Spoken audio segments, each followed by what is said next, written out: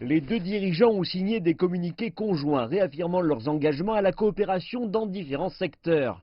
Cela inclut une coordination dans le cadre de l'initiative Ceinture et Route initiée par la Chine, ainsi que l'Union économique eurasienne lancée par la Russie, qui sont toutes deux d'une grande signification stratégique. Les deux parties estiment que ces programmes se complètent l'un l'autre, avec pour ambition de promouvoir le développement régional. La Russie est devenue un fervent partisan de l'initiative Ceinture et Route. 6 années se sont écoulées depuis son lancement et la coopération bilatérale dans le cadre de Ceinture et Route a vu des progrès notables en matière d'infrastructures et de commerce. Établie en 2015, l'Union économique eurasienne regroupe la Russie, l'Arménie, le Bélarus, le Kazakhstan et le Kirghizistan. L'objectif est d'optimiser le flux de marchandises et de services entre ses membres tout en contribuant à des bénéfices mutuels avec l'initiative Ceinture et Route. En 2015, la Chine et la Russie ont convenu d'intégrer l'initiative Ceinture et Route dans le cadre de la construction de l'Union économique eurasienne. Et un accord en matière de coopération économique et commerciale a été atteint l'année dernière. Par ailleurs, la Chine et l'Union économique eurasienne vont améliorer l'interconnexion en matière de logistique et de transport, de même que pour des projets d'infrastructure. Des efforts sont également menés en matière de synergie des logiciels utilisés.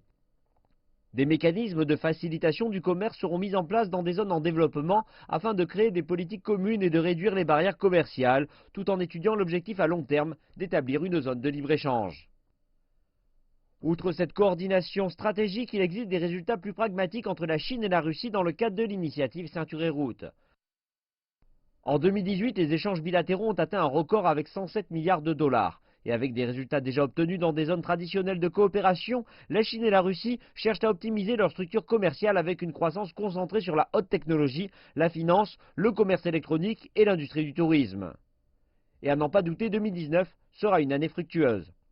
De nouveaux ponts sont en construction sur le fleuve Amour entre la Russie et la Chine et devraient être terminés cette année.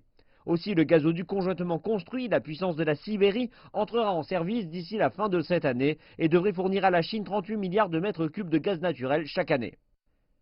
La Chine et les États membres de l'Union économique eurasienne ont signé un accord douanier lors du Forum économique international de Saint-Pétersbourg en Russie.